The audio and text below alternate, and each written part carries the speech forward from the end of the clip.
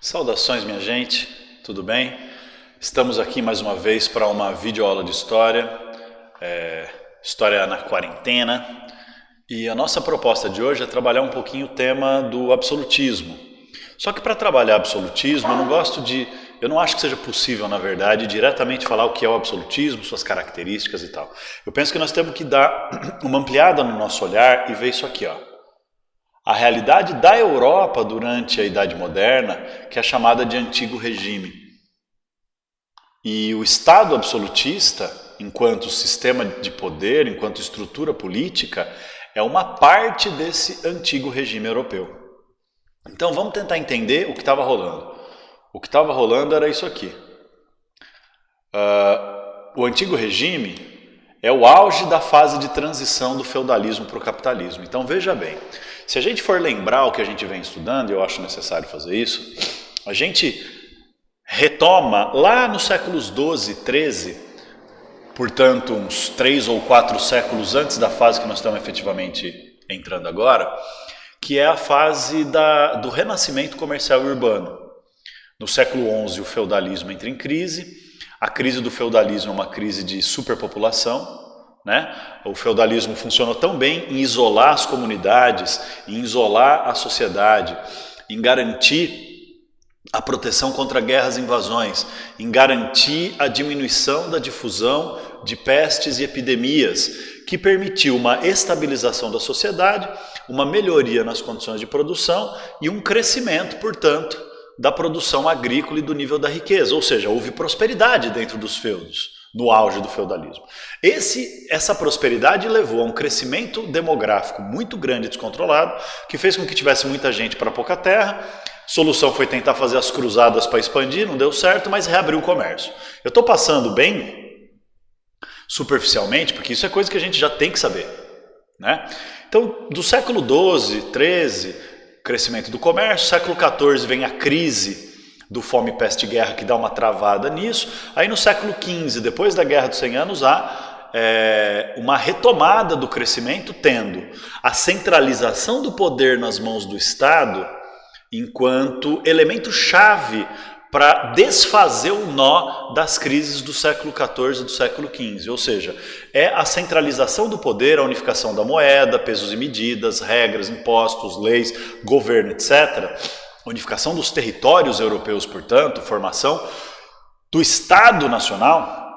Esse é o elemento que vai permitir que haja uma força capaz de buscar soluções para essa crise e de arrastar a Europa para fora desse momento tão difícil. Não é à toa que é exatamente nesse momento, séculos XV para o XVI, que vão acontecer as grandes navegações, que vão expandir a influência econômica da Europa para buscar especiarias no Oriente, na Índia, na China, no Japão, na Polinésia, e iniciar a colonização da América, o continente descoberto, entre aspas, porque você não descobre um lugar onde tem milhões de seres humanos vivendo. Mas a colonização da América também abre um novo flanco, uma nova oportunidade de negócios e de exploração econômica para a expansão do capitalismo. Então veja, durante esse longo período da Baixa Idade Média, que vai do século XI, com a crise de superpopulação feudal, até mais ou menos o século XV, quando as grandes navegações e a unificação do Estado Nacional estava permitindo o início das grandes navegações, esse longo momento aí da Baixa Idade Média se caracteriza como a primeira parte de uma transição histórica, que é a decadência do feudalismo e a formação do capitalismo. Então é como se o capitalismo estivesse em gestação, estivesse em formação dentro da Europa, nas cidades europeias. Só que quando chega no século XV, a formação do capitalismo travou. Travou por causa da crise do século XIV, precisava de novas soluções para expandir o comércio para fora da Europa, já que dentro da Europa a crise paralisou tudo e gerou enormes problemas econômicos e sociais, e também uma paralisação, por quê? Porque mesmo onde o capitalismo continuava se desenvolvendo, ele encontrou uma barreira. O capitalismo encontrou uma barreira para o seu desenvolvimento, que não permitia mais o crescimento, que não permitia mais a expansão do sistema de negócios capitalista, que é a organização da economia e da sociedade voltada para a acumulação do lucro nas mãos da burguesia. Qual é essa barreira que estava impedindo a continuidade do crescimento e da expansão do capitalismo em formação? Era uma barreira tripla. Era uma barreira formada primeiro pelos empecilhos feudais ao desenvolvimento econômico. Ou seja, ainda tinha muito imposto feudal, ainda tinha muita limitação feudal para o desenvolvimento dos negócios por conta da autonomia das regiões, por conta da influência da igreja, isso tudo. Então tinha que derrubar esse negócio. Segundo problema, a produção interna da Europa era fundamentalmente ou agrícola, voltada para a subsistência, porque a realidade no campo ainda era feudal, a parte da produção agrícola que abastecia as cidades, que circulava na forma do comércio do lucro, que era a produção de matéria-prima e recursos naturais para o desenvolvimento capitalista, era relativamente muito pequena, porque a maior parte da produção agrícola ainda era voltada para a subsistência daqueles mais de 80% da população que vivia no campo.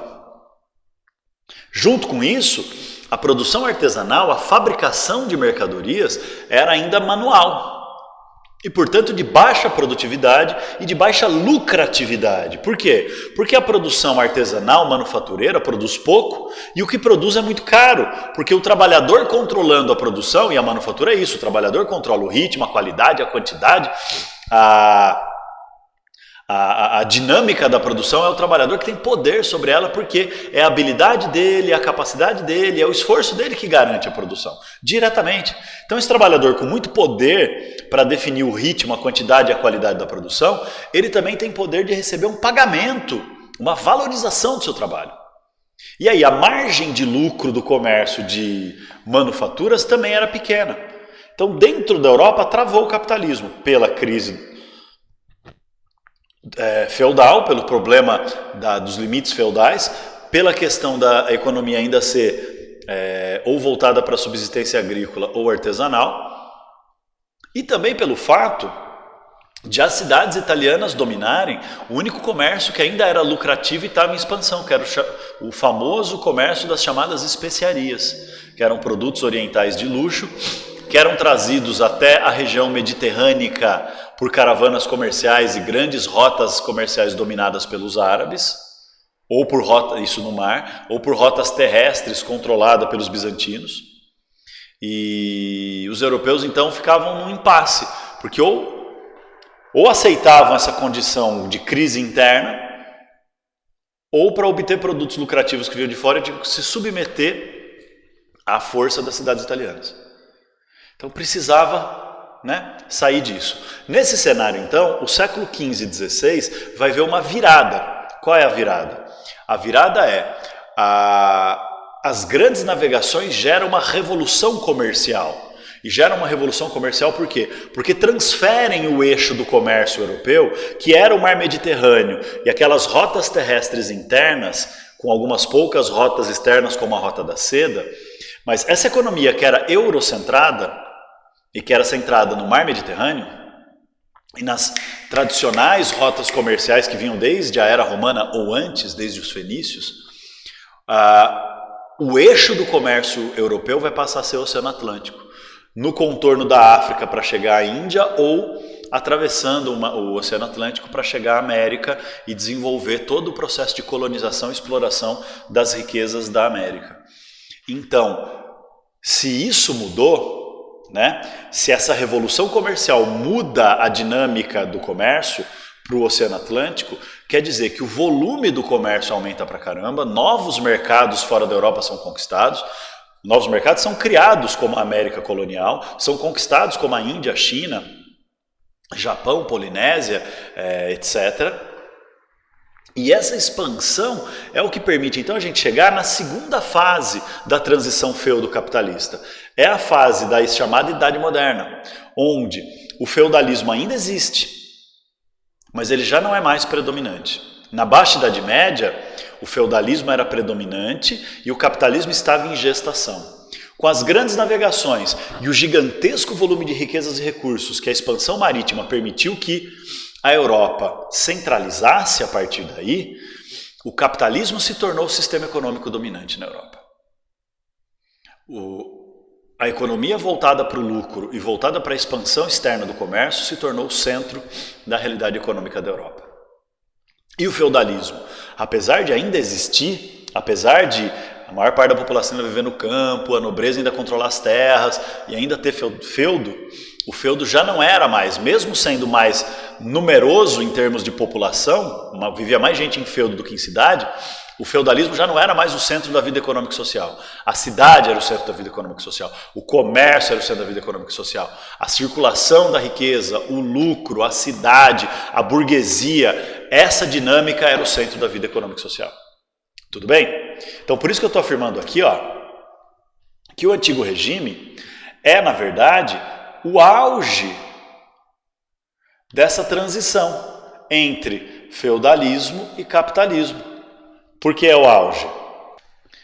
Porque a partir dessa época não é mais o feudalismo que é a realidade dominante, mas sim o capitalismo, as cidades, o lucro, o comércio e a acumulação de riquezas na mão da burguesia. Então vamos tentar entender que o antigo regime nada mais é do que um conceito histórico de um conjunto de características que definem o funcionamento da realidade europeia durante essa fase final da transição, para que o feudalismo deixe de existir, o feudalismo finalmente morra, né? O feudalismo está moribundo, é um velho doente. E o capitalismo está querendo se impor, mas ainda sobrevive com sobrevivências, ainda convive com sobrevivências do feudalismo. Então, nesse cenário, o que o antigo regime é? O antigo regime é a fase final da transição feudo-capitalista, em que cada vez mais características do novo mundo em formação, o capitalismo, estão se impondo, mas que velhas características do mundo feudal ainda se agarram para não desaparecer. Vamos tentar entender esse processo aqui então comigo. Olha só, vamos olhar para as 4 áreas fundamentais da realidade histórica que a gente, enquanto historiador, costuma dividir para entender, né? Então nós vamos ter aqui a política, a economia, a sociedade e a cultura. Então, como diria o esquartejador, vamos por partes. Quando a gente fala de cultura, está falando de quê? Está falando da forma de compreensão da realidade, a forma de expressão sobre a realidade, ou seja, quando a gente fala de cultura, nós estamos falando de mentalidade, nós estamos falando de conhecimento, nós estamos falando de tradições, nós estamos falando de costumes, nós estamos falando de ideologia, nós estamos falando de religião, nós estamos falando de produção do conhecimento, nós estamos falando, enfim, desse mundo das mentalidades, desse mundo simbólico, ó a moto que legal. Desse mundo simbólico da produção do pensamento. E como isso influencia na formação da sociedade, claro, né? Porque o pensamento acaba direcionando a maneira como a sociedade se organiza e tudo mais. Quando a gente fala em sociedade, a gente está falando em relações sociais, ou seja, a maneira como as pessoas convivem nessa sociedade e a maneira como esse padrão de convivência segue determinados tipos de características que dividem a sociedade em camadas sociais com mais ou menos poder ou com mais ou menos riqueza. Então era uma sociedade estamental. Estamental é aquela mesma do feudalismo, dividida em camadas, que eram 3 camadas, o clero, a nobreza e os comuns, o clero, a nobreza e os trabalhadores, etc. Mas veja bem, nesses 2 aspectos, o antigo regime já não é mais uma realidade meramente feudal. O antigo regime se caracteriza como uma era de transição. Então, olha que interessante. A cultura ainda era predominantemente teocêntrica no antigo regime. O que quer dizer isso? Quer dizer que a religião, especialmente a Igreja Católica nos países católicos, mas as religiões protestantes também entram nessa dança, a religião tinha enorme poder de definir a verdade, o conhecimento e as formas de convivência e expressão na sociedade. Ou seja, ainda a base da mentalidade era a religião. Mas, mesmo a religião sendo a base da mentalidade para a maioria esmagadora da população, nas cidades a gente via se desenvolver um fenômeno cada vez mais forte, cada vez mais arrebatador, que é o desenvolvimento da ciência. Né? Então figuras como Galileu Galilei, como Nicolau Copérnico, como Isaac Newton, Leibniz e muitos outros, esses caras estão vivendo nesse período do chamado Antigo Regime, da chamada Idade Moderna.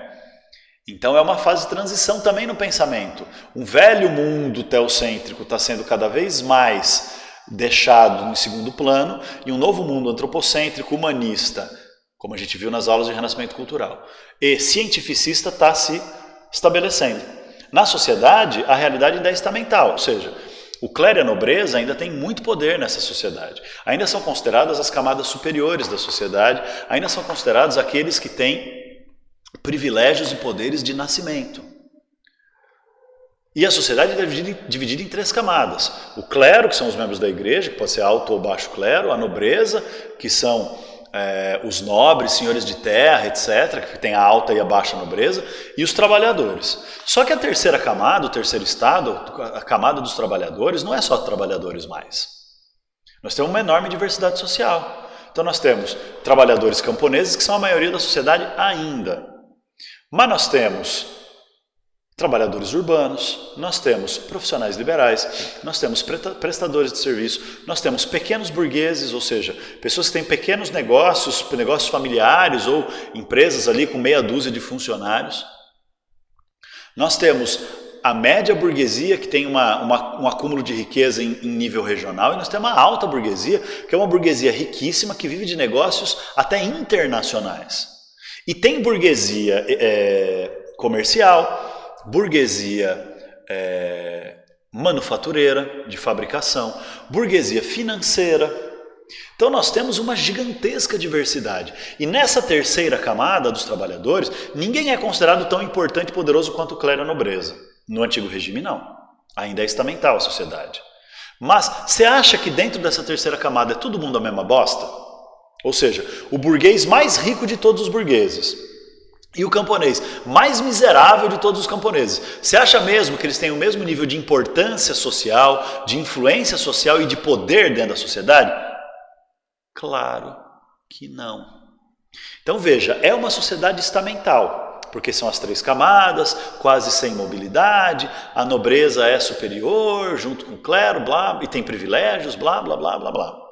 Mas na terceira camada nós temos já a formação de uma sociedade de classes sociais, que é a realidade que nós conhecemos. O que é uma sociedade de classes sociais? Em que o seu lugar na sociedade não está garantido por nascimento, não está pré-determinado por um destino divino ou natural.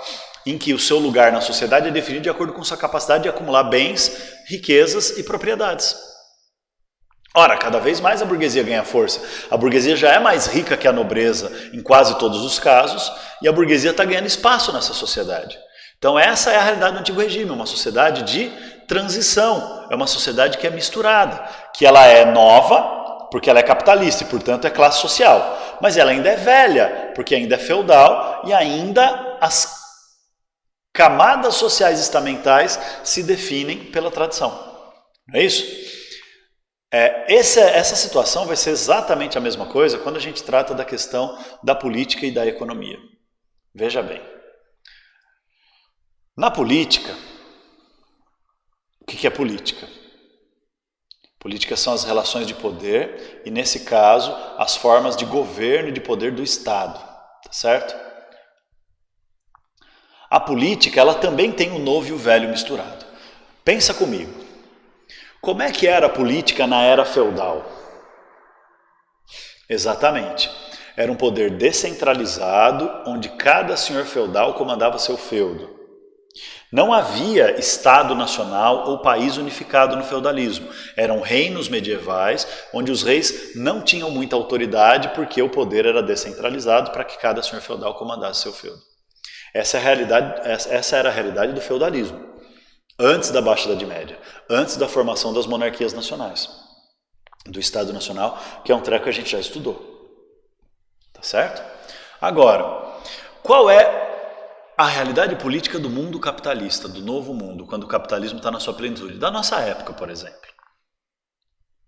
É uma realidade em que existe uma unificação do poder, onde existe um sistema de poder, que é o Estado, mas esse Estado é baseado no liberalismo, então é um Estado representativo ou democrático, onde tem divisão de poderes, para não ter uma pessoa só comandando tudo e não abusar do poder, onde tem eleição, sufrágio, hoje sufrágio universal, inclusive, para que todas as pessoas na sociedade tenham o direito de eleger representantes para ocupar os cargos de autoridade pública e poder. A divisão de poderes garante que um poder só faz a lei, o outro só governa e o outro só julga para garantir a ordem social. Não é isso? Então é o Estado, um sistema centralizado e unificado de poder, que forma um país, mas é um país democrático, com a sociedade sendo soberana, ou seja, a sociedade é dona do poder e empresta o poder para seus representantes através das eleições. E esses representantes têm regras definidas previamente numa Constituição, numa lei máxima, para garantir as liberdades, os direitos da própria sociedade, para evitar abuso de poder. Beleza. Como é que era a política no antigo regime? Ela ainda tem muito de feudalismo. O que ela tem de feudalismo? Ela tem a ideia de que só a nobreza pode ocupar o poder. Só que não é mais uma nobreza igual ao feudalismo, que era um poder descentralizado, onde cada nobre mandava no seu feudo. Por quê? Porque nós já temos a chegada do novo. O que é o novo? O novo é o Estado Nacional. Só que ainda não é um Estado Nacional liberal, democrático, onde a própria burguesia vai governar através da eleição de representantes. Por que não? Porque ainda as tradições políticas são a do velho mundo. A de que a nobreza é que tem o direito divino e natural de comandar e de governar. Então, se não é mais o feudalismo, onde o poder é descentralizado, já é Estado Nacional, já tem um sistema de poder, mas ainda não é um Estado Nacional liberal, democrático, representativo, onde a sociedade elege representantes e a burguesia consegue governar porque tem mais grana e consegue eleger mais representantes, quem vai comandar o Estado? Aí é que está, o nobre mais nobre de todos os nobres do reino, que é quem? O rei. Por isso que é um sistema de poder absolutista. Olha aqui, absolutista por quê? Porque todo o poder do Estado se concentra nas mãos do representante maior da nobreza, que é considerado um representante de Deus na terra, que é o rei, com poderes absolutos. O que é poder absoluto? Poder total e sem limite. Então, no absolutismo existe Estado Nacional, só que não é o povo que é soberano. O rei é soberano. E o rei é soberano quer dizer o quê? Quer dizer que ele é a origem e a materialização do próprio poder. Ele é a origem e a materialização do próprio Estado. Não é à toa que o rei da França mais famoso, o rei absolutista da França mais famoso, que foi o rei Luís XIV da dinastia Bourbon, ele tem uma frase também muito famosa em que ele define claramente o que é essa ideia absolutista da soberania do rei. Ele diz, l'état c'est moi, ou seja, o Estado sou eu. O que quer dizer l'état c'est moi, o Estado sou eu? Quer dizer que o rei não é um representante do poder do Estado. L'état c'est moi, o Estado sou eu. O Estado é o próprio rei, ou seja, o rei é a encarnação do poder do Estado. O Estado existe porque o rei existe. Então é como se existe o rei com poder de origem divina. O rei manda, comanda tudo, o rei faz a lei, o rei nomeia os juízes dos tribunais, o rei comanda o governo e determina a cobrança de impostos e o uso do dinheiro confiscado da sociedade pela via dos impostos. Então o rei concentra nele todas as funções do Estado. É como se cada funcionário público, cada autoridade estatal, desde o mais bosta dos fiscais até o mais poderoso dos ministros, desde o mais Zé Ruela dos cobradores de impostos até o mais importante dos juízes, é como se todos os funcionários, todas as autoridades públicas tivessem seu poder emanando do rei. É como se o rei fosse uma fonte que emana poder, que emana o poder do Estado. Como o sol emana raios solares, emana luz e calor, o rei emana o poder que faz existir o Estado. Essa é a ideia, então, da soberania do rei no absolutismo. E aí, esse poder absoluto do rei é tão absoluto que ele é também personalista e patrimonialista. O que quer dizer personalista?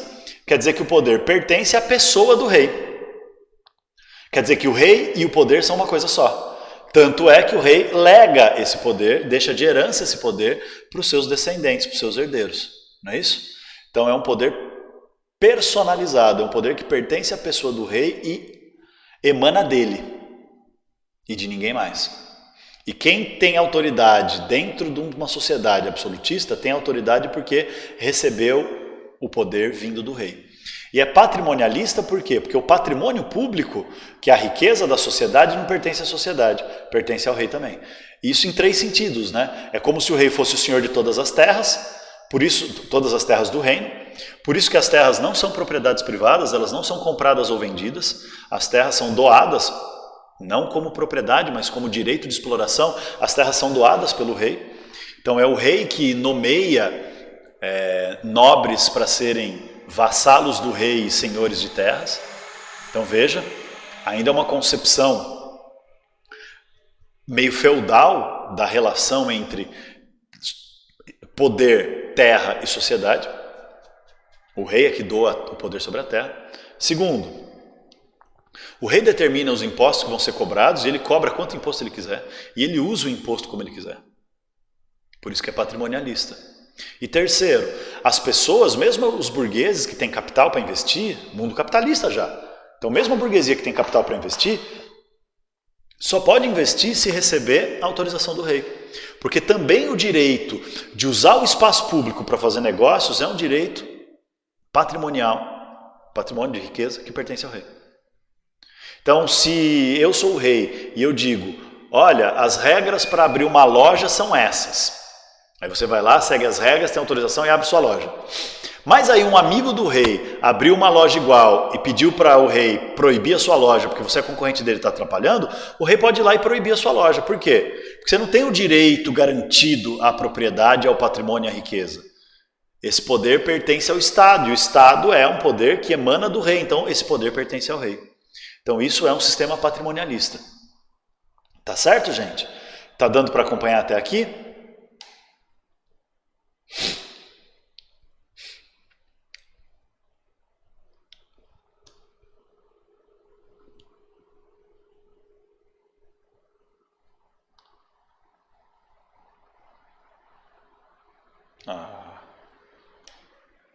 Então, para fechar a compreensão dessa realidade, falta a gente entender o seguinte: tudo isso que está acontecendo nessa estrutura da sociedade do antigo regime, do absolutismo e tudo mais, o rei precisa ter elementos concretos para a afirmação do seu poder.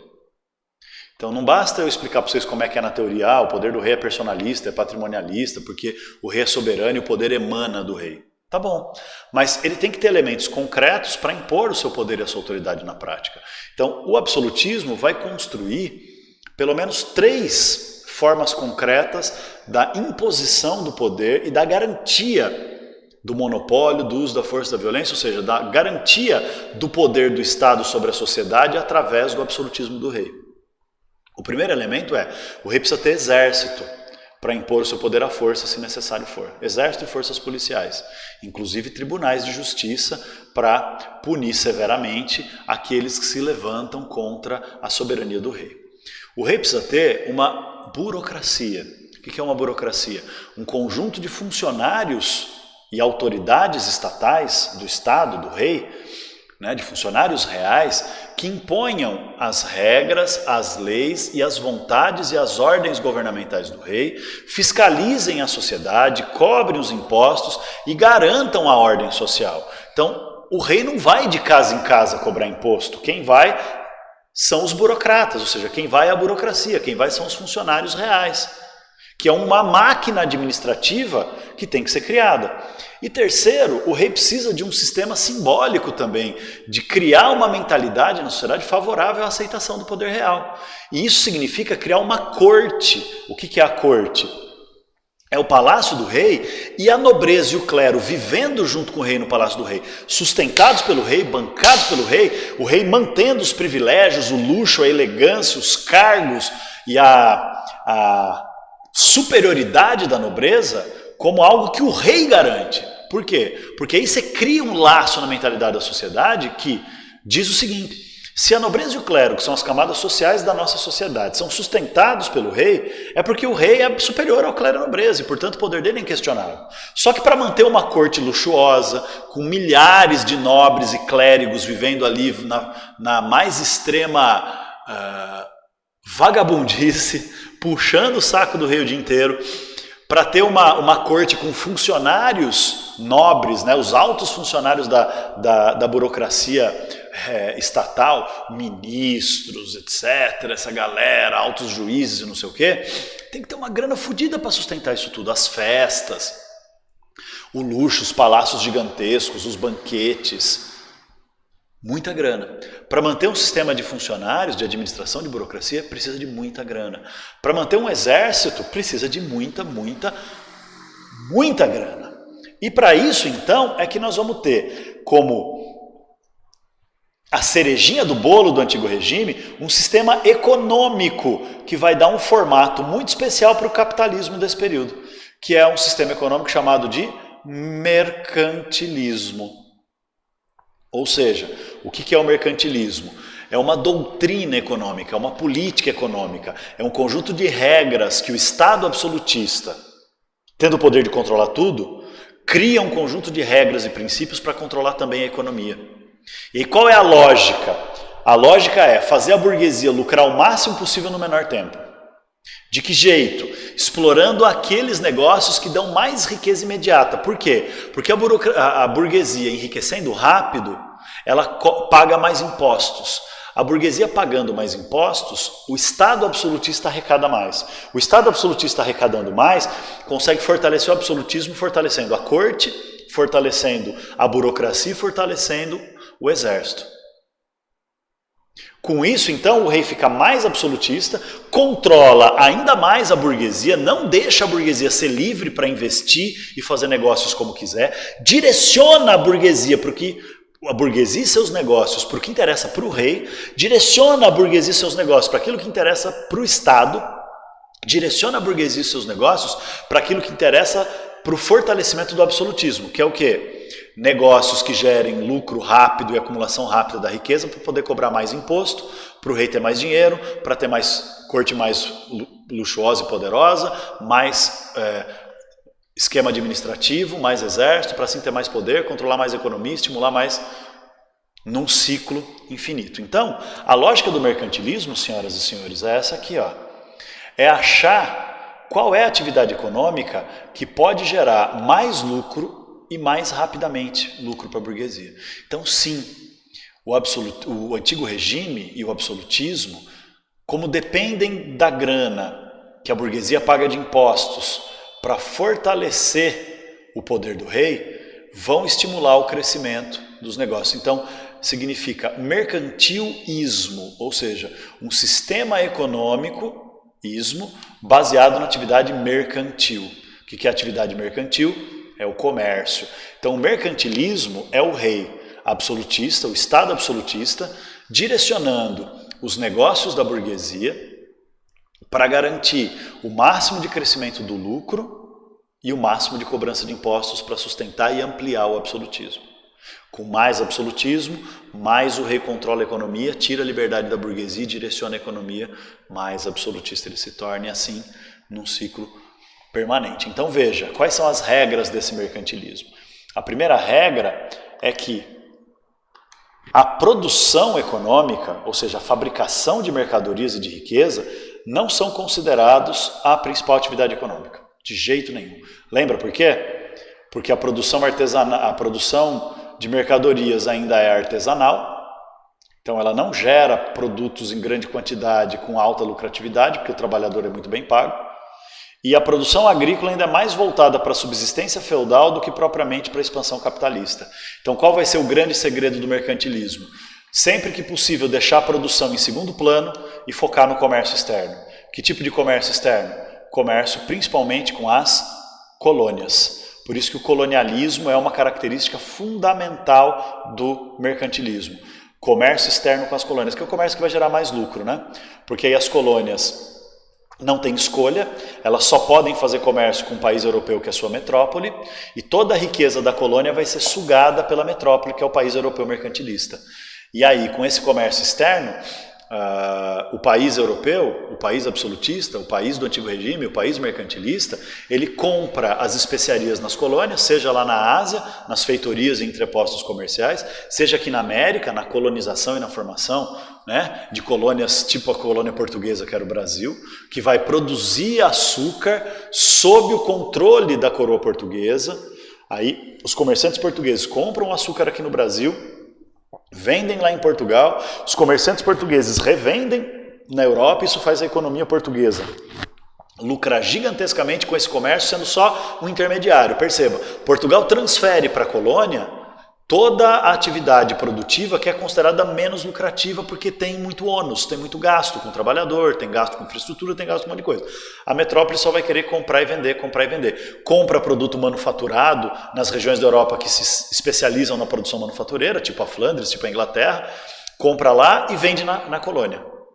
E aí os comerciantes portugueses, qualquer comerciante de qualquer metrópole sobre qualquer colônia.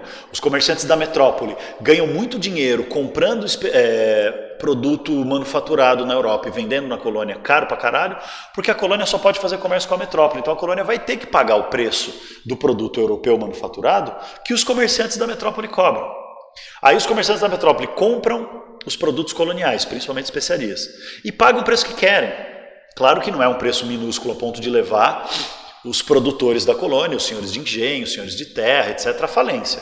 Mas é o menor preço possível para comprar o produto colonial muito barato e revender na Europa muito caro. Então, e o Estado absolutista cobrando imposto disso tudo. Então, no mercantilismo, o centro da economia não é a produção, é a comercialização.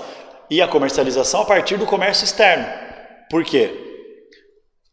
Porque a produção só vai ser desenvolvida pelos países europeus que não conseguirem obter colônias lucrativas logo de cara. Então, os países que não vão conseguir fazer grandes navegações ou vão demorar muito para fazer as grandes navegações, tipo a França e a Inglaterra. A França e a Inglaterra vão estar envolvidas na Guerra dos 100 Anos, depois vão estar envolvidos em outros conflitos europeus e vão demorar pra caramba para fazer navegações e buscar colônias que pudessem ser lucrativas e rotas comerciais para o Oriente. Então, a França e a Inglaterra não vão desistir do mercantilismo, não vão desistir de buscar um comércio lucrativo. Tanto é que França e Inglaterra vão se juntar, mesmo sendo adversários, para fazer guerra contra a Espanha na Guerra dos 100 Anos e tentar conquistar colônias espanholas, tentar roubar a colônia da Espanha. Então, o colonialismo era visto como uma coisa mais lucrativa, porque a metrópole não gasta. A colônia produz e se esforça lá na produção, enquanto a metrópole só compra e revende. Só que como não conseguiram, França, Inglaterra, etc., não conseguiram ter colônias lucrativas em quantidade suficiente e nem desde cedo, vão ter que ter uma atividade econômica alternativa, que vai ser a produção manufatureira. Na França vai ser manufatura de luxo, nós vamos ver isso no próximo videoaula. Na Inglaterra vai ser manufatura mais de uso comum, ferramentas, calçados, objetos, de uso doméstico, ferramentas, equipamentos, enfim, etc., mas vão ter um caráter industrialista no seu mercantilismo, por falta de opção, sem desistir do colonialismo, que é a exploração das colônias, que é a marca central do mercantilismo. Tá bom, minha gente? Beleza. Então o mercantilismo é um sistema, é um regime que vai se basear muito no intervencionismo estatal na economia, ou seja, a burguesia não tem liberdade para fazer negócios, não tem liberdade para desenvolver sua atividade econômica, porque é o Estado absolutista que vai controlar isso tudo.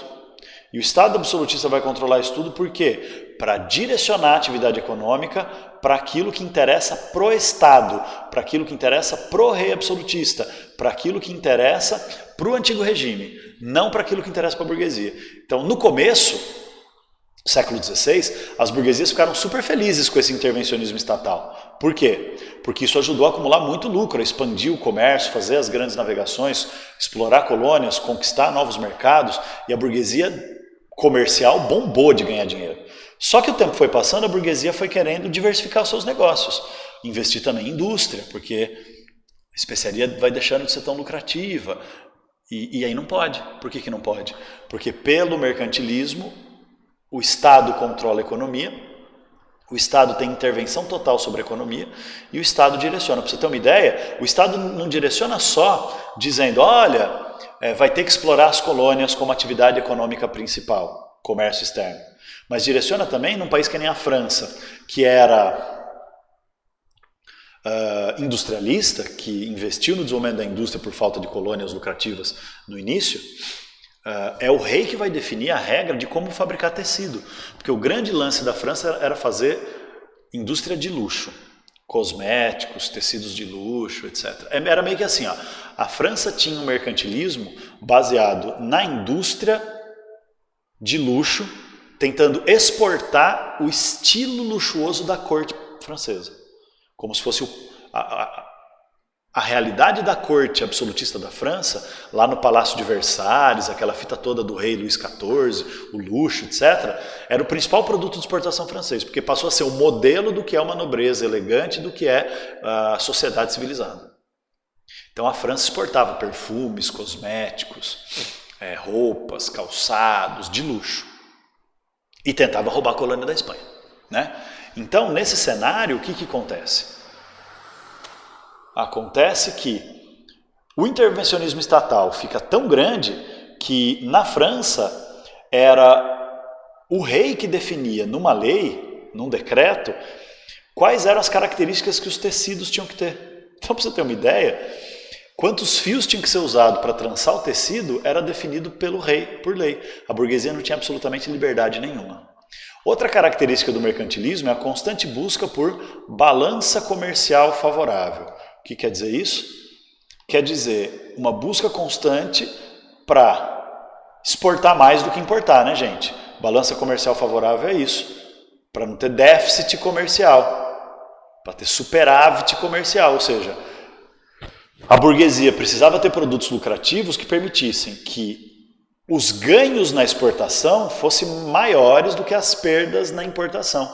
Assim seria possível acumular metais preciosos. Esse era o grande objetivo do mercantilismo, acumular metais preciosos, para virar lucro na mão da burguesia e para virar impostos na mão do rei.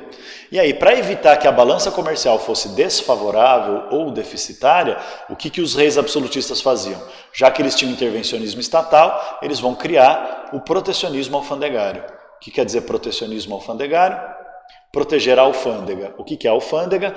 A alfândega é a porta de entrada e saída de todo o comércio, de todos os produtos, de todas as pessoas dentro, na realidade de um país.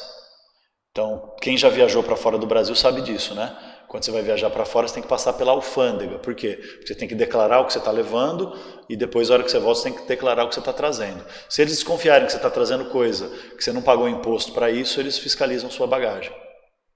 E dependendo de qual é o tamanho da sua bagagem, eles fiscalizam de qualquer jeito. Que é para garantir o quê? Para garantir que não haja contrabando e não haja sonegação de impostos.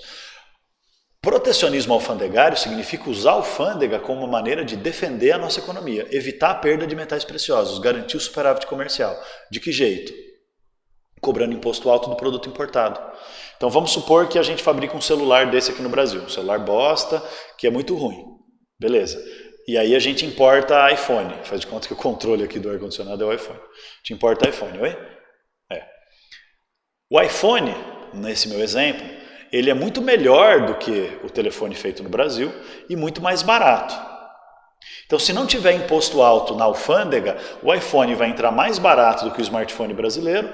O smartphone brasileiro ninguém vai querer comprar porque ele é pior e mais caro e todo mundo vai comprar iPhone, o que vai levar a indústria nacional de smartphone à falência, o que vai levar à perda de metais preciosos, a uma balança comercial desfavorável. Então, o que faz o protecionismo alfandegário? Cobra imposto alto na alfândega. Assim, um iPhone vai ficar muito mais caro por causa dos impostos de importação que tem que pagar do que o telefone brasileiro. E aí, esse telefone brasileiro, mesmo sendo pior, ele vai ficar muito mais barato do que o iPhone. Resultado, quem quer ter um telefone, um smartphone, mas não tem tanta grana, vai ter o telefone nacional. Quem tem grana pra caralho vai continuar pagando 5, 10, 48 milhões de reais no iPhone. Mas aí a gente protegeu a nossa alfândega. Por quê? Protegeu a nossa economia por quê? Porque evitou a entrada e o domínio do produto estrangeiro sobre a economia nacional. É isso. Então todos os países estavam buscando balança comercial favorável através do intervencionismo estatal e protecionismo alfandegário. E todos os países não queriam comprar e todos os países queriam vender para os outros países. Então era uma economia que tendia a travar, né? Porque se todo mundo vai criar protecionismo alfandegário, ninguém vai querer comprar produto de ninguém. Qual é o melhor jeito de romper o protecionismo alfandegário? Não. Também não. Isso.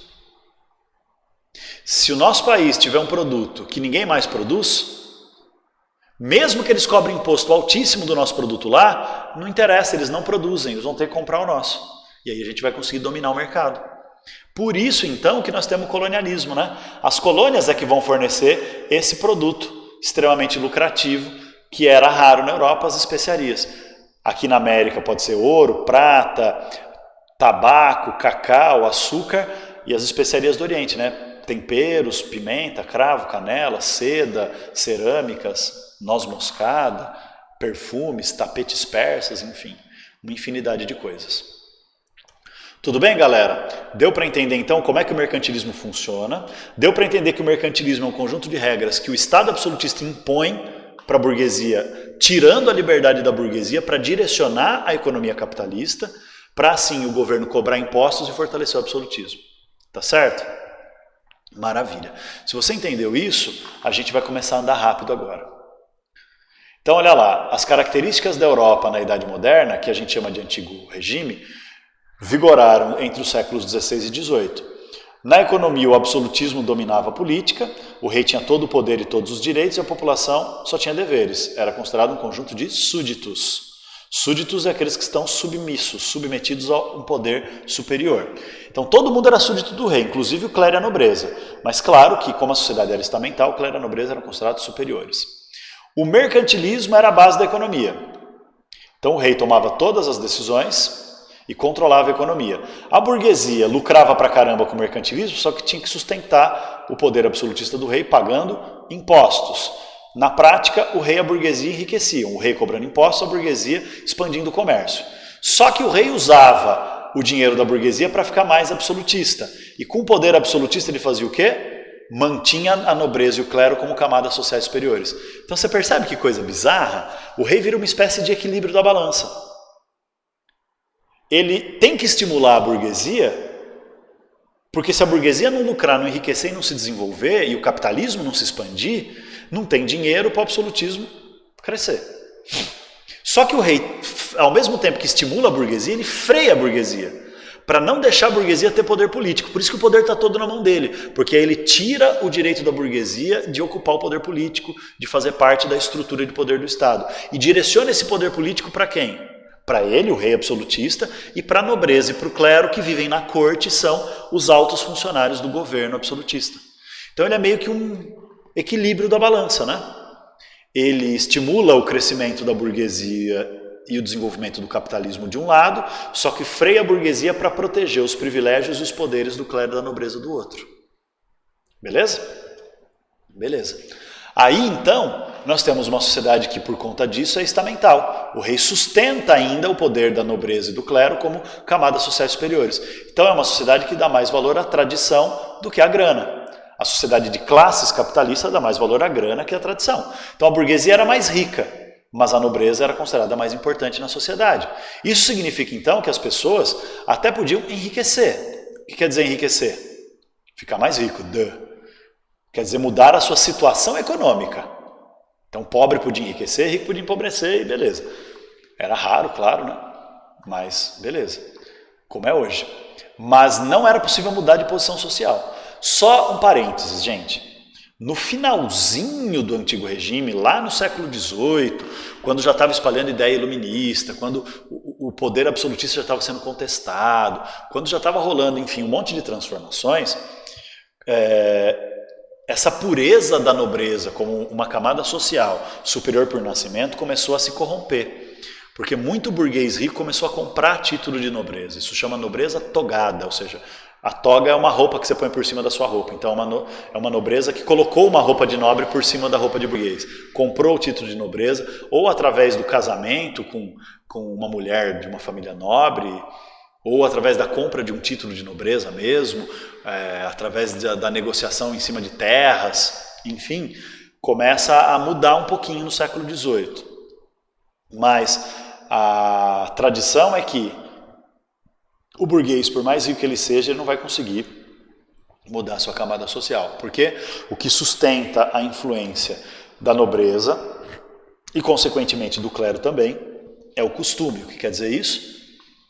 São as tradições e os costumes. Dá uma olhada nessa pirâmide social. Eu odeio usar isso, mas eu estou achando umas pirâmides bem legaisinhas na internet. Ó. A gente tinha, então, isso aqui é uma alegoria da sociedade estamental do antigo regime. Acima de todo mundo, o rei absolutista, com o seu poder absoluto, a sua superioridade de origem divina e o seu poder, seu controle total e absoluto sobre o Estado, sua soberania. Aí, logo abaixo do rei, nós temos uma camada mais alta do clero, o alto clero,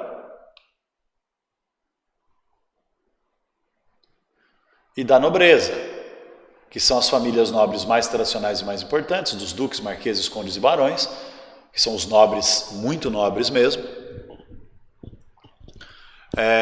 e o alto clero, que são cardeais, primazes, arcebispos e bispos, que são a galera poderosa dentro da igreja. Aí abaixo deles a gente tinha o clero médio, que são os abades, abadesas e cabidos, que é a galera que administrava as terras da igreja. A baixa nobreza, que são fidalgos de raça, ou seja, de nascimento, que faziam profissão de armas, ou seja, eles eram nobres guerreiros ainda, comandantes militares. Aí tinha o baixo clero, que são os padres comuns, né, que convivem com o povão e tal, e a nobreza de toga, que é aquele que eu acabei de explicar, uma nobreza considerada meio bosta, meio zoada, porque era a burguesia que comprou o título, mas eles eram zoados, eles eram desvalorizados, eles eram considerados uma espécie de ralé nobre, uma falsa nobreza, só que pelo menos eles tinham os privilégios da nobreza. Quais eram os privilégios da nobreza? Eles não pagavam impostos, eles podiam ocupar cargos na burocracia e na corte, eles podiam, se fossem muito ricos, fazer contratos com o Estado, então eles ganhavam uma série de privilégios que eram separados só para a nobreza. Aí, uma separação entre as ordens privilegiadas e o terceiro estado, e o terceiro estado é o resto da sociedade, que é quem? Os homens de letras, ou seja, os intelectuais, os profissionais liberais e a burguesia. Tá certo? Aí tem os artesãos, que são os trabalhadores livres, e a base de tudo é os camponeses. E as pessoas miseráveis, chamadas de lumpen proletariado, que são aqueles que nem sequer conseguiam ser camponeses, porque eram os mendigos, os inválidos, os excluídos e marginalizados dessa sociedade. Então essa era a estrutura da sociedade feudal. Então aqui dentro dessa terceira camada, o funcionamento era como se fosse já uma sociedade de classes, ou seja, os mais poderosos, os mais influentes, os mais importantes socialmente são os mais ricos. Só que acima deles ainda tem o clero e a nobreza, porque a estrutura ainda é estamental. Beleza, minha gente? Aí, ó, além disso, opa, vim para minha cara, não era para ter vindo para minha cara. Além disso,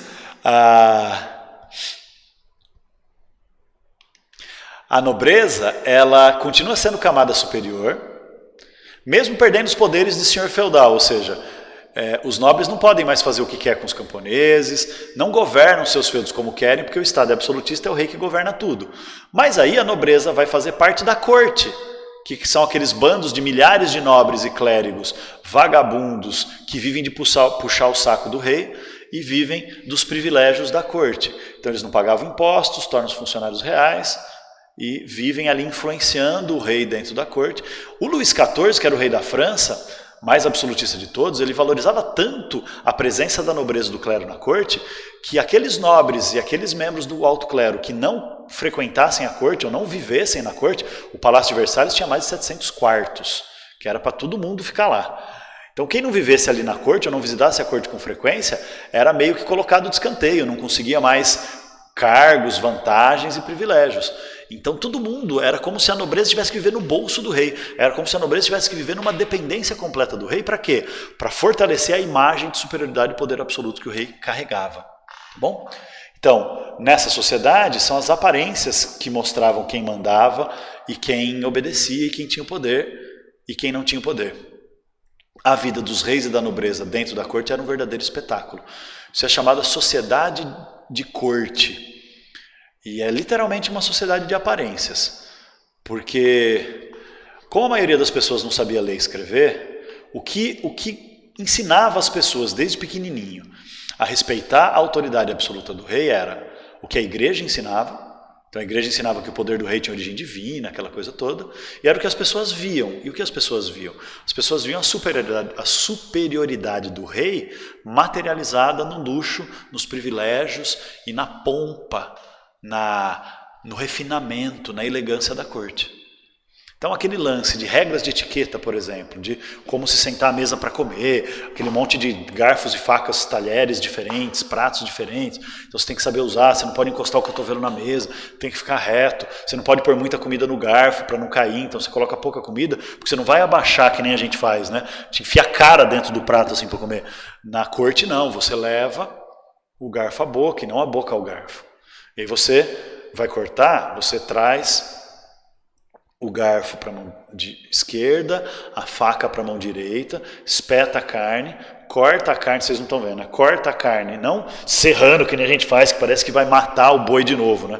Você só passa a faca num sentido, então você passa, levanta, passa de novo, levanta, passa de novo, levanta, passa de novo. Cortou a carne, você tira os talheres, você deposita a faca no canto do prato, você troca o garfo de mão, você espeta a carne, só a carne, não é que nem nós, né, que bota um monte de arroz e feijão em cima e espeta a carne para segurar o arroz e feijão e mete na boca.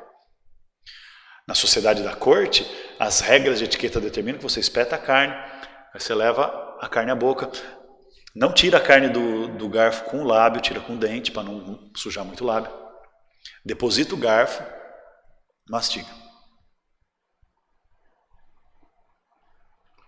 Engoliu? Você pegou o guardanapo que está no seu colo, aí você vai, você não passa o guardanapo assim, você bate ele, tira a gordura, o excesso de gordura, fecha o guardanapo, coloca no colo, continua a refeição. Por que isso, essa frescura toda? Aquele jeito de andar que a gente considera hoje o jeito de andar de mulheres na passarela, né? Que é um jeito de andar para chamar a atenção, porque as pessoas, já reparou, elas não mexem o braço assim, né? Mexe o quadril, usam salto, então primeiro você pisa com a parte da frente do pé, você tem que se equilibrar, manter uma postura reta, né? Os modelos são treinados colocando um monte de livro na cabeça e andando sem deixar derrubar o livro e tal. Isso não era o jeito feminino de andar.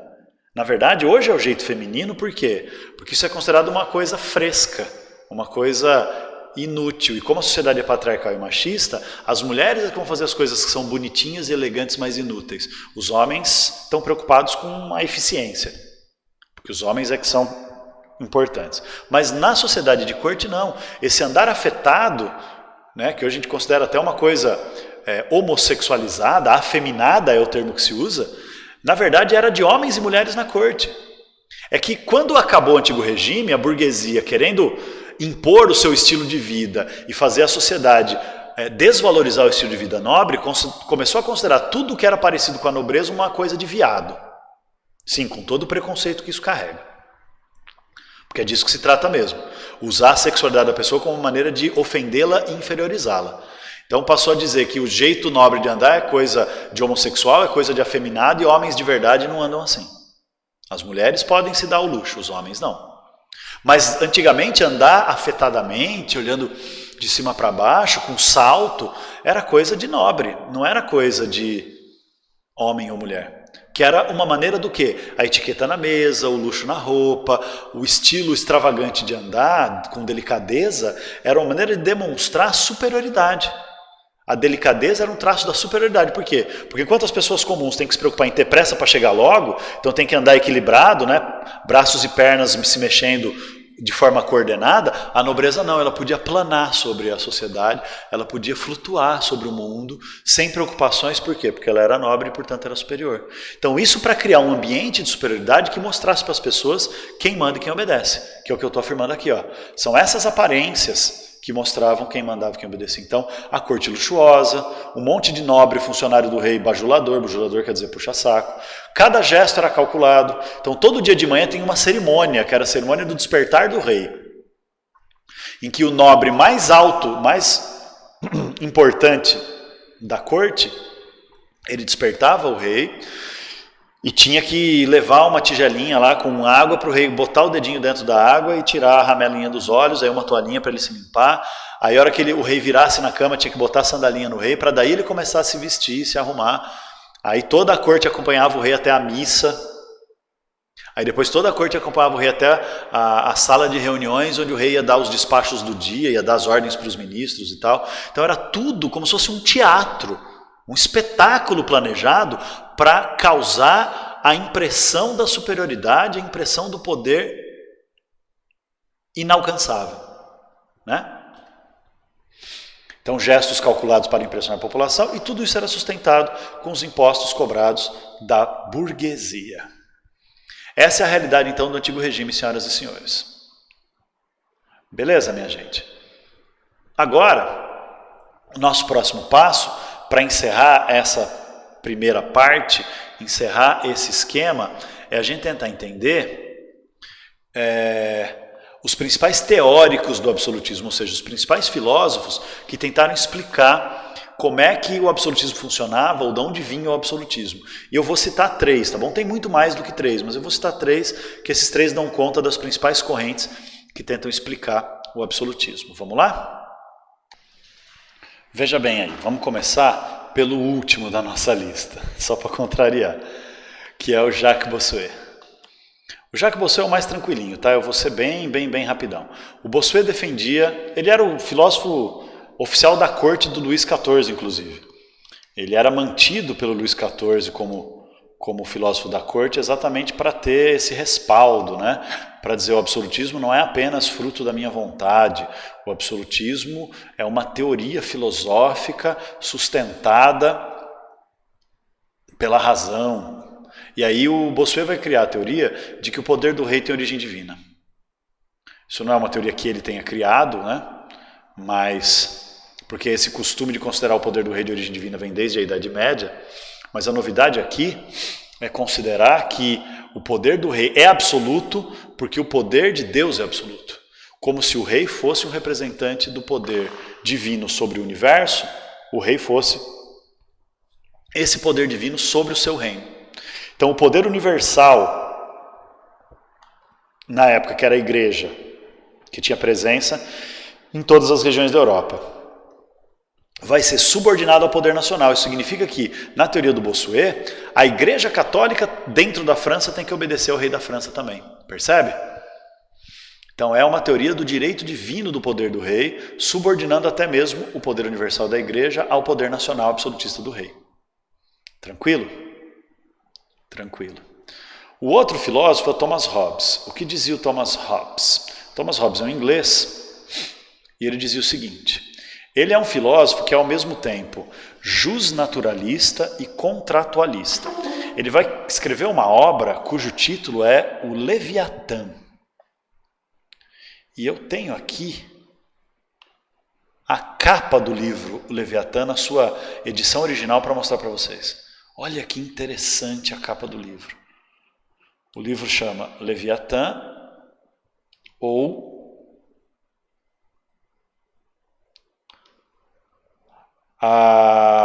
o estilo, a forma e o poder de uma república eclesiástica e civil. Então, Leviatã ou o jeito do funcionamento de um Estado. Perceba que aqui nós temos o reino, tá vendo? Representado aqui na capa, o reino. Aí acima dele está o rei como um poder absoluto. A ideia do Leviatã é uma ideia que Thomas Hobbes teve baseado numa mitologia fenícia. Os fenícios diziam que existia um monstro marinho. Os fenícios era uma civilização antiga de comerciantes marítimos, que tinha um monstro marinho chamado Leviatã, que um dia ia se levantar dos mares e ia dominar o mundo, ia dominar toda a espécie humana. Então o rei seria esse Leviatã, o Estado absolutista seria esse Leviatã. Então temos o rei aqui, os símbolos de poder nas mãos do rei, né? O cetro, que representa a ligação da família do rei com a nobreza, a espada, que representa o comando militar do rei sobre todos os exércitos do reino, e a coroa, sempre apontando para cima, tá vendo? Que representa a ligação do rei com o divino. Mas olha do que é formado o colete do rei, a roupa do rei, de pessoas. Então quem dá o poder para o rei são as próprias pessoas do reino. Por quê? Porque o Thomas Hobbes vai dizer assim, ó, existe uma natureza humana, por isso que é chamado de um filósofo justnaturalista. Jus é direito, naturalista é de natureza. Então ele defende que existe um direito natural baseado na natureza humana. E o Hobbes vai dizer que a natureza humana é dupla. O homem é filho da puta e livre por natureza. Então o homem é mau por natureza e livre por natureza. O homem é o lobo do homem, ele dizia. Como é que é? Homus lupi homini, coisa assim. O homem é o lobo do homem, que quer dizer, o homem é o predador do próprio homem. Então ele vai dizer que os seres humanos têm um instinto natural de querer satisfazer os seus interesses e necessidades. E para isso eles vão fazer qualquer coisa. Destruir os adversários, cometer violências, oprimir. Então o Hobbes diz, como o homem é o lobo do homem por natureza, e assim como o lobo, o homem é livre por natureza, então se deixa o homem em liberdade para exercer aquilo que naturalmente ele nasceu para fazer, que é oprimir, dominar e impor a sua vontade e seus interesses, não vai existir sociedade, porque não vai ter paz. A realidade humana vai ser uma guerra eterna de todos contra todos, o mais forte dominando o mais fraco, até surgir outro mais forte que destrua tudo e domine tudo, e aí vai ser uma guerra eterna, onde não vai ter paz, não vai ter tranquilidade, não vai ter ordem social e não vai ter prosperidade humana. Então vai ser impossível organizar a sociedade. Aí ele diz, o único jeito de escapar então dessa barbárie, desse caos, da guerra eterna do homem contra o homem, do homem que é o lobo do homem, o único jeito é ter um poder absoluto que controla todo mundo. Aí ele vai dizer, como é que surgiu esse poder absoluto? Por isso que ele é chamado também de contratualista. Ele considera que o poder do Estado nasceu pela decisão dos próprios homens. Ele diz, é como se em algum momento da história os seres humanos tivessem se juntado e feito uma espécie de contrato social. Contrato social é um acordo. Claro que não é um contrato literal escrito, mas é um acordo em que os homens criaram o Estado, criaram o governo, criaram um sistema unificado de poder acima deles próprios. E esse sistema de poder acima dos homens, os homens entraram em acordo em aceitar esse sistema de poder para perder sua liberdade e em troca disso ganhar paz, segurança e ordem social, estabilidade, para poder ter prosperidade e tranquilidade. Então o Hobbes vai dizer, se não existe esse poder absoluto, esse Leviatã impondo-se sobre a sociedade, né, como a gente vê na imagem, se não existir esse Leviatã, a sociedade vira um caos e não vai ser possível desenvolver a civilização humana, a sociedade humana e a prosperidade humana. Então, é a sociedade que aceita e cria o poder absoluto do rei pela necessidade de um poder que arranque a liberdade e freie o instinto natural do homem que é lobo do homem. Beleza, gente? Beleza. E o último que a gente vai analisar é o nosso amiguinho italiano, o Nicolau Maquiavel. O Maquiavel, ele nem gostava do absolutismo, tá? Ele tem um outro livro, o livro mais famoso dele chama O Príncipe, que é o livro que ele vai discutir o absolutismo e tal. Mas ele tem um outro livro, que é o livro em que ele apresenta o que ele realmente gostaria que fosse a sociedade, que chama A Primeira Década de Tito Livio. Tito Livio era um político romano da antiguidade, e na prima década de Tito Livio, a primeira década de Tito Livio, o Maquiavel vai apresentar como é que era o regime republicano romano e para dizer como é que ele achava que tinha que ser uma república, ou seja, como é que tinha que ser o governo de uma sociedade livre. Mas ao mesmo tempo ele vai dizer assim, olha, mas no mundo que nós vivemos isso não é possível. Então por quê? Porque ele vai olhar para a realidade e ele vai perceber o quê?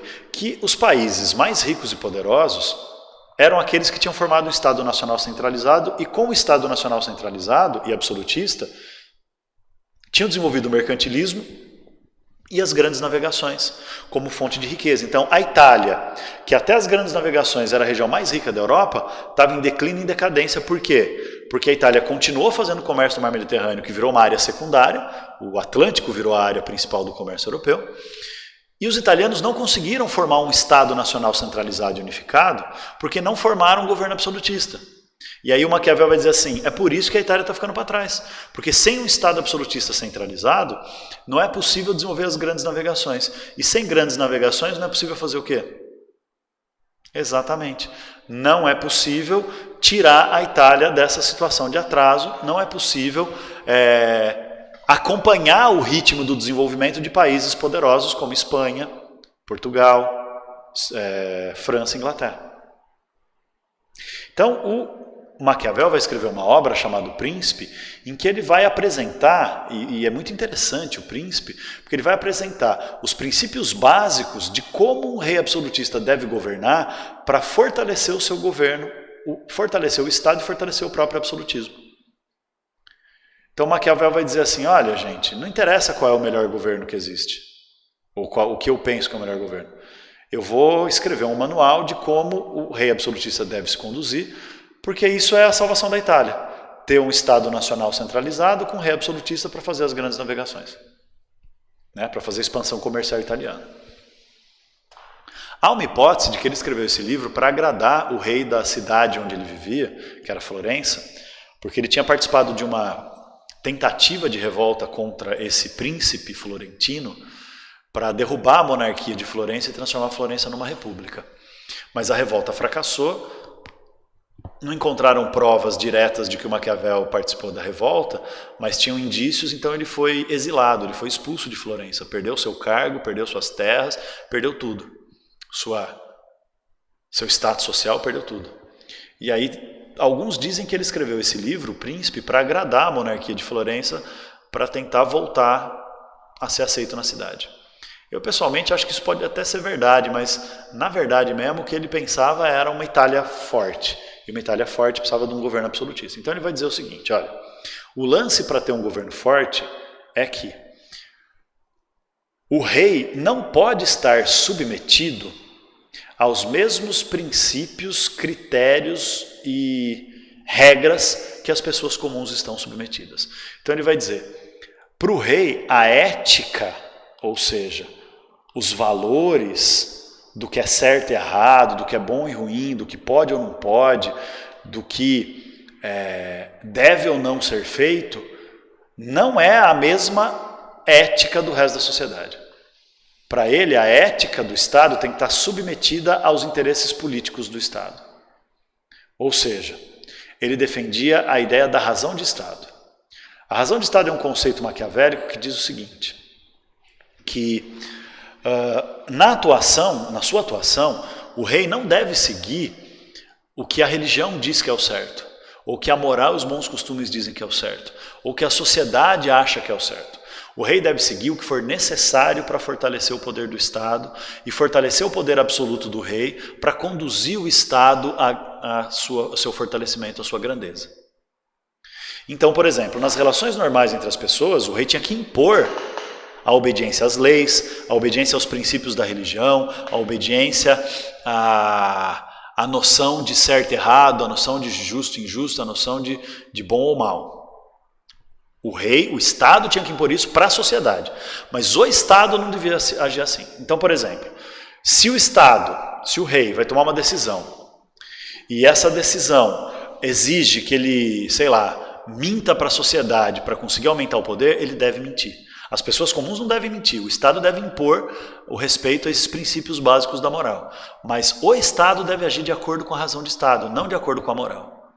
Então, se o rei tiver que trair, mentir, enganar, assassinar, descumprir acordos para fortalecer o seu poder e fortalecer o Estado, ele tem que fazer isso.